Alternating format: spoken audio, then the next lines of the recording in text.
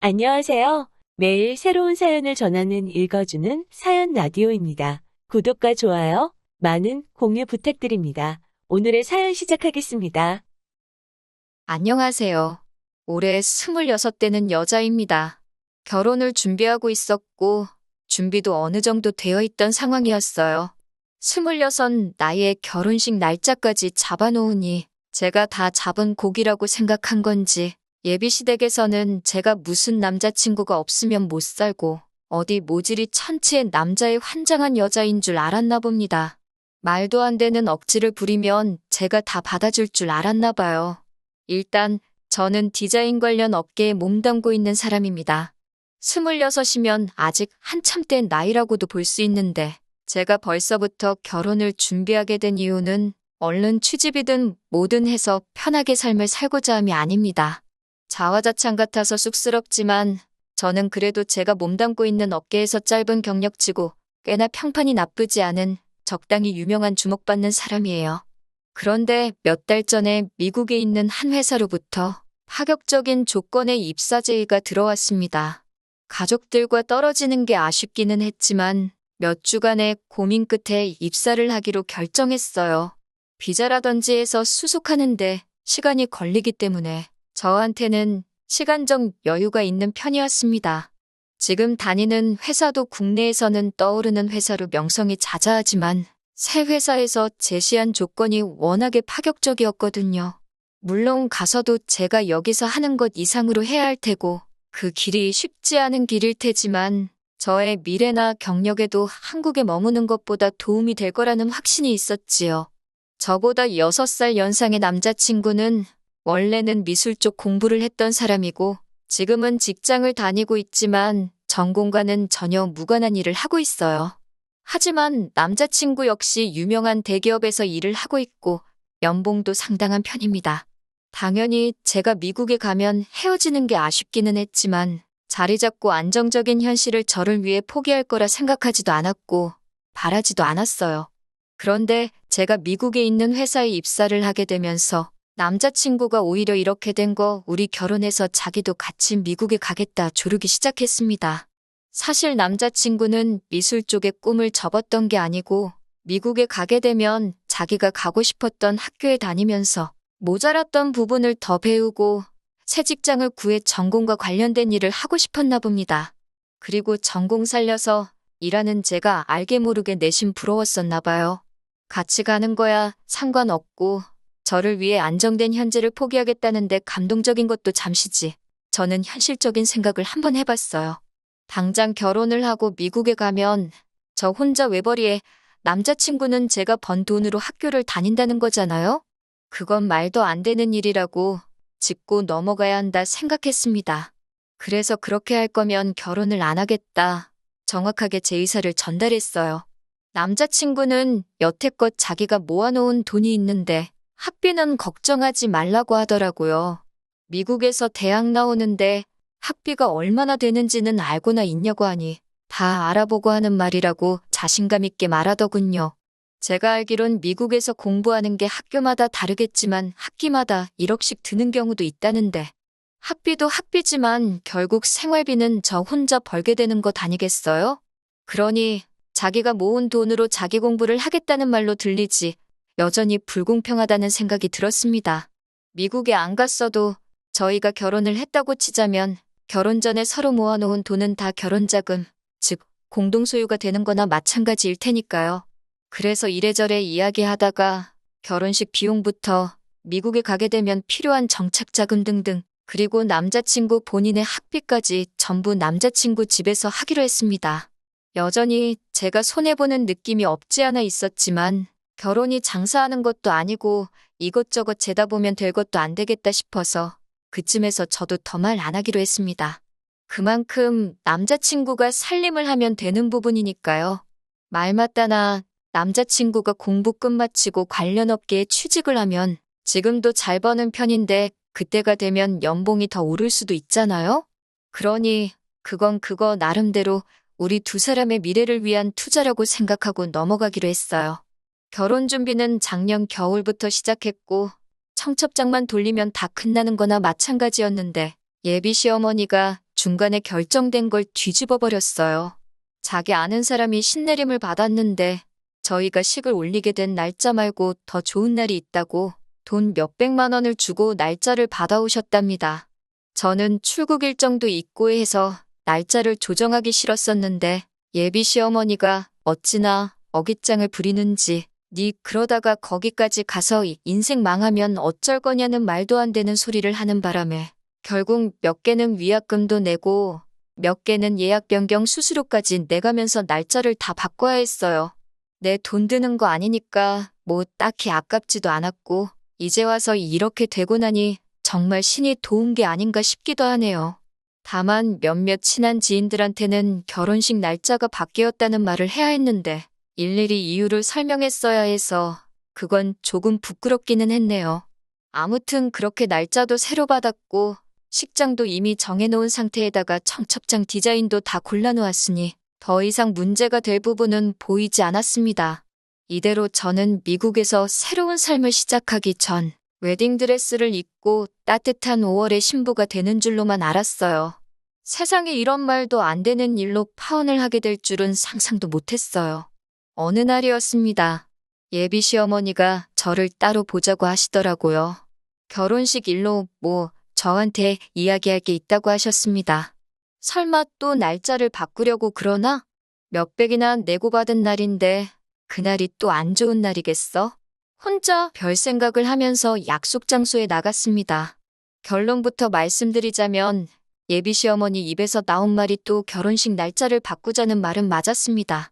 그런데 제 예상과는 달리 받아놓았다는 그 날짜에 문제가 있던 건 아니었네요. 문제는 남자친구 동생이었죠. 그러니까 저한테는 신호가 될 뻔했던 여동생이죠. 본론부터 말하면 그 예비 신호가 연애까지는 아니고 가볍게 만나던 남자친구가 있었답니다. 그런데 어쩌다 보니 아이가 생겼고 그걸 얼마 전에 알았답니다. 3개월이라는데 그동안 몰랐다는 것도 놀랍고 제가 아이를 가져본 건 아니지만 그걸 모를 수가 있나? 싶더라고요. 아무튼 그것 때문에 그 예비 신우를 저희보다 먼저 결혼을 시키고 싶다고 하는 거예요. 말이 좋아서 신우이지. 사실 제가 남자친구랑 결혼 날짜만 잡았다 뿐이지. 물론 당초에 계획했던 예정대로라면 벌써 식을 올리고도 남았겠지만 아직 결혼한 게 아니잖아요? 결혼을 시키고 말고를 저랑 상의하실 일인가 싶었어요. 애초에 그것 때문에 저를 보자고 하신 이유가 뭔지 이해가 가질 않았죠.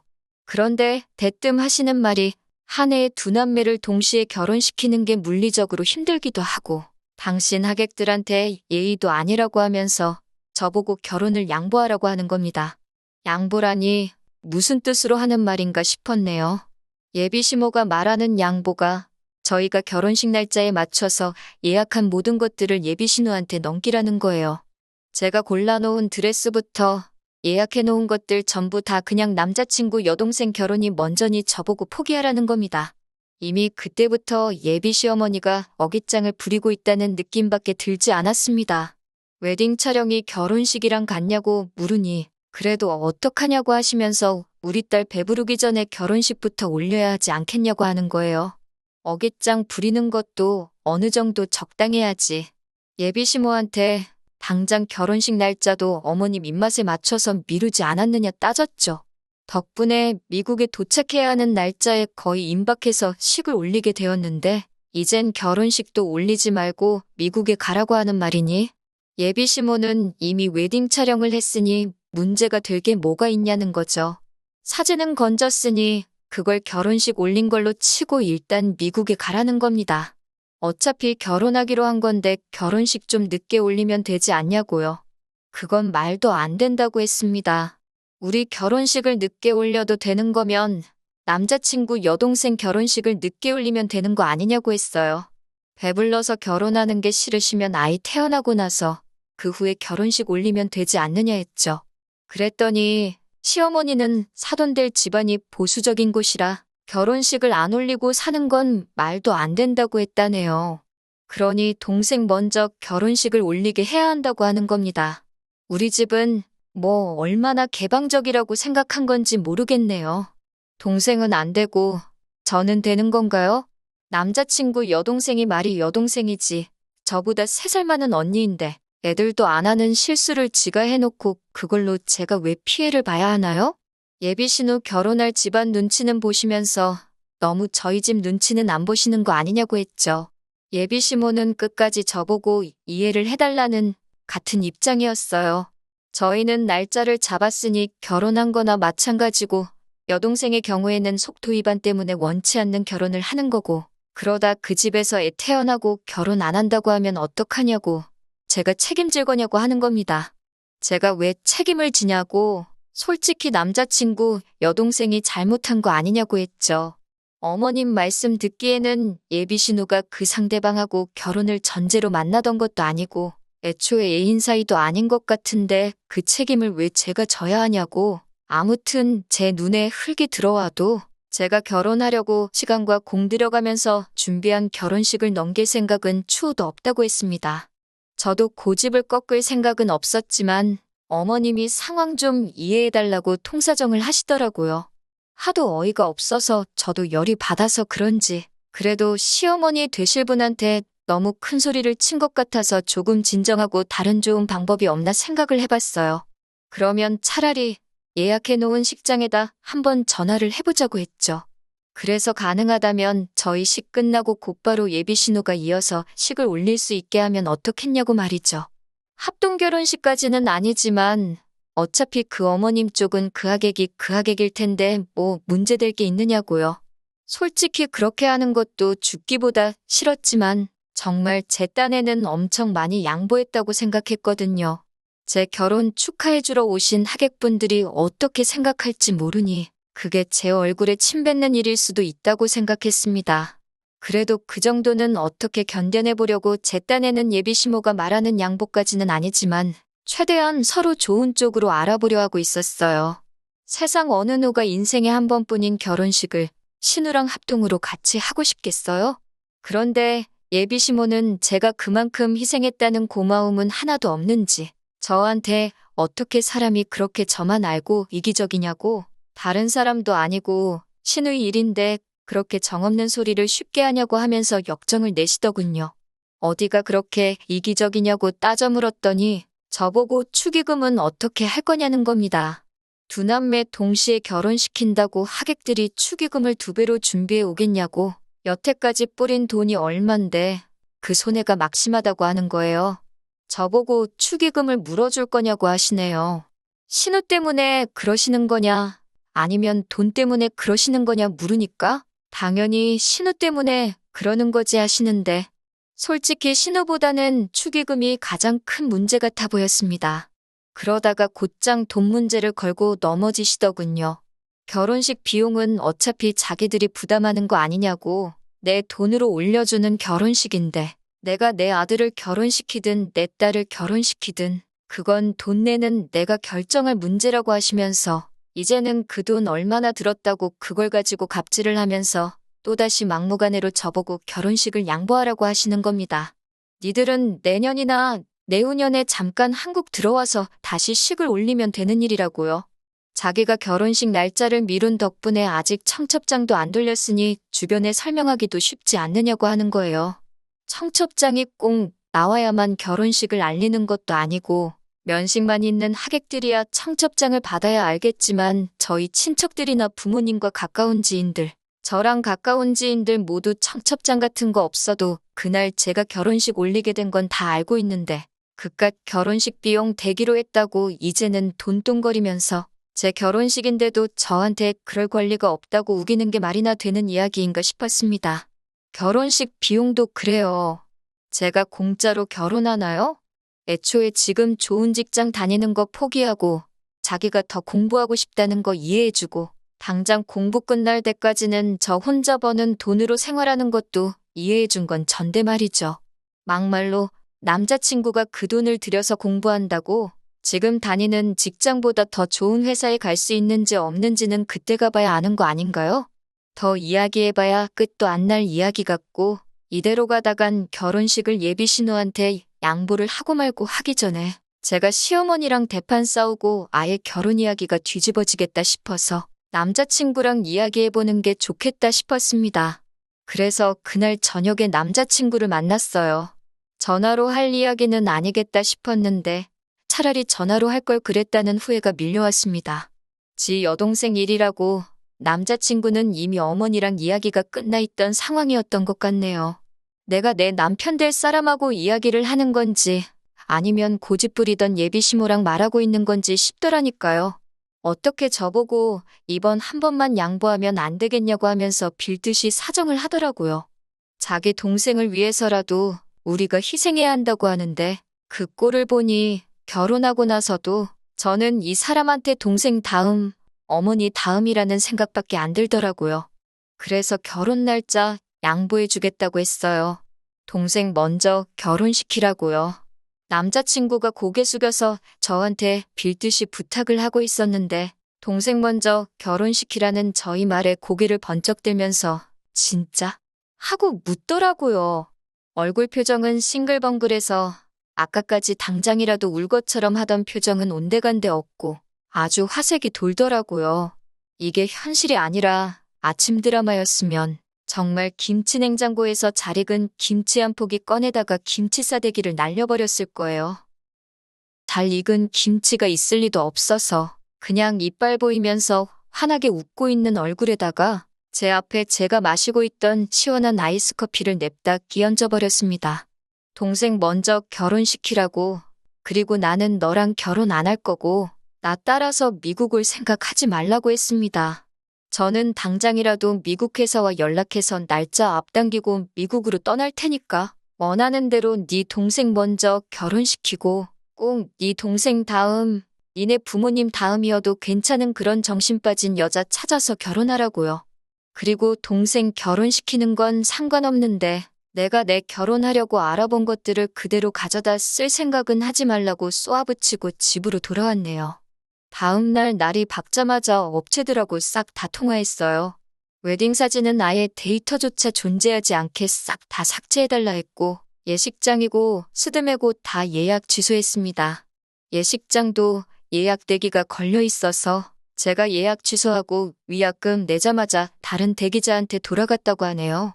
위약금 그까짓 거 내 돈으로 냈지만 하나도 아깝지 않았습니다. 내가 내 발품 팔아가며 알아본 모든 것들을 남자친구 여동생이 가져가는 꼴을 봤으면 제 평생 두고두고 후회를 했을 것만 같아요.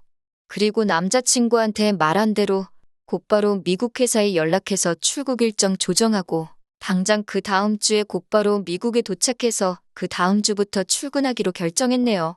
남자친구고 어머님이고 저한테 계속 전화가 오는데 받지도 않고 있습니다. 어차피 출국하면서 해지해버릴 전화번호니까요.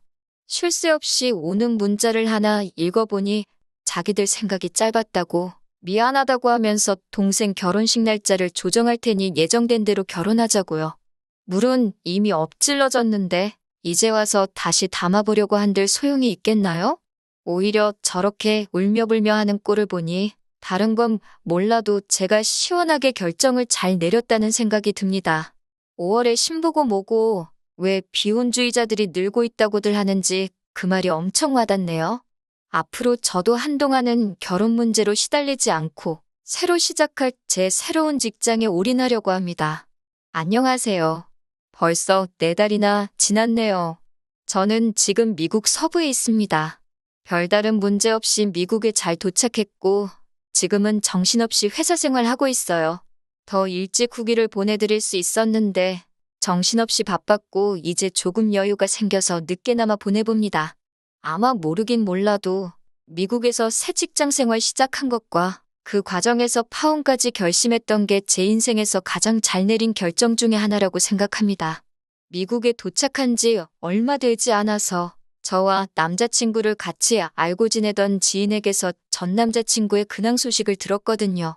어찌나 속이 후련하던지 그날은 정말 꿈도 꾸지 않고 꿀잠을 잤어요. 일단 남자친구 이야기부터 하자면 남자친구는 이미 저랑 파혼하기 전에 원래대로라면 올렸을 결혼식 이후 출국 일정 맞춰서 사직서를 제출했었답니다.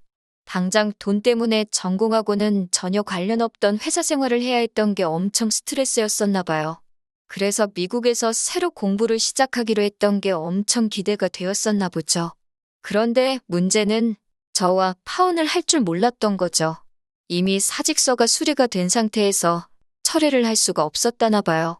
이걸 부당해고라고 소송까지 냈나 본데 법원에서도 회사 편을 들어줬다고 하더라고요. 알고 보니 회사에서도 인력난이 있어서 사직서가 수리되기 전에 남자친구를 한번 붙잡았다네요. 그런데 남자친구는 필요 없다고 했나 봅니다. 그런데 회사 쪽에서도 남자친구 실적이나 이런 걸 보니까 딱히 더 좋은 조건을 제시할 필요가 없었는지 그대로 진행이 되었다고 하고요. 남자친구한테 굳이 저희 결혼식 날까지 다닐 필요도 없고 일찍 나가고 싶으면 일찍 나가도 된다고까지 했었다네요. 그나마 대우가 좋은 회사에 월급도 잘 주던 회사였는데 남자친구는 저와의 파혼과 동시에 실직자가 돼버린 거예요. 주변에다가는 그걸 다 제 탓이라고 아주 사기꾼 같은 여자를 만나서 자기 인생 망했다고 하고 다닌다는데 솔직히 제가 책임져줘야 할 문제는 아니라고 생각합니다. 애초에 말도 안 되는 억지 안 부렸으면 결혼도 하고 자기가 원하는 공부도 시작했었을 텐데 말이죠. 제가 파혼 선언하고 잘못했다고 한 것도 잘못을 뉘우친 게 아니라 이대로 실직자가 되어버릴까봐 가짜로 사과한 게 아닌가 하는 생각도 들어요. 그런데 남자친구가 저렇게 된 이야기보다 더 속 시원한 이야기까지 듣게 되었어요. 남자친구의 여동생 또한 결혼을 못했다고 하네요. 그 보수적이라는 사돈될 집이 엄청 빵빵한 집안이었다나 봐요. 애초에 남자친구 여동생도 그걸 목적으로 아이가 생긴 걸 알고도 모른 척 했던 거고요. 그 집에서는 솔직히 남자친구 여동생이 며느리감으로 별로라고 생각을 했던 거죠. 그런데 그 와중에 사돈 맺는다고 저랑 파혼하기 전에 남자친구 학비도 대줄 수 있느냐 마느냐 그런 이야기를 했었나 봐요. 그러니 그쪽 집에서도 남자 쪽도 잘못이 아예 없는 건 아니지만 아이 하나 생겼다고 자기 아들을 그 집구석에다가 팔아버리면 앞으로 손주 앞세워서 엄청 뜯어가겠구나 하는 판단을 했던 거죠. 솔직히 며느리 될 사람도 아니고 며느리 될 사람의 오빠 유학비까지 내달라는 건 칼만 안 들었지 완전 강도 아닌가요? 그 집에서도 딱 계산을 하고 선을 긋기 시작한 거죠. 그래서 신혼집으로 강남에 28억 정도 하는 아파트를 준비를 한 다음에 그에 상응하는 예물예단과 혼수를 요구했다고 하네요. 당연히 남자친구 집에서는 그걸 준비할 여력은 안 됐고 그쪽 집은 그 조건을 못 맞추면 결혼은 없던 일로 하겠다고 나오고 그렇게 돈 가지고 서로 줄다리기 하다가 결국 파혼당하게 되었다고 합니다. 제가 결혼식 날짜를 양보하고 말고 할 문제가 아니었던 거예요. 애초에 제가 여동생에게 양보를 했다고 해도 결국 결혼 이야기 오고 가는 와중에 파토가 나는 건 안 봐도 뻔한 일이었던 거고요. 남자친구 어머니는 적어도 능력 있고 자기 아들 뒷바라지까지 해주겠다는 세상 둘도 없는 며느리를 놓쳐버린 거예요. 어차피 성사될 결혼은 아니었지만 따지고 보면 집안 빵빵한 사이까지 잃은 거고요. 혹시 아나요? 거기서 남자친구 학비 어쩌고만 안 하고 거지근성 안 부렸으면 정말 그 사위까지 얻었을지 말이에요. 처음에는 제 결혼을 망칠 뻔한 여동생이 원망스러웠는데 제가 번지수를 잘못 찾은 거였어요.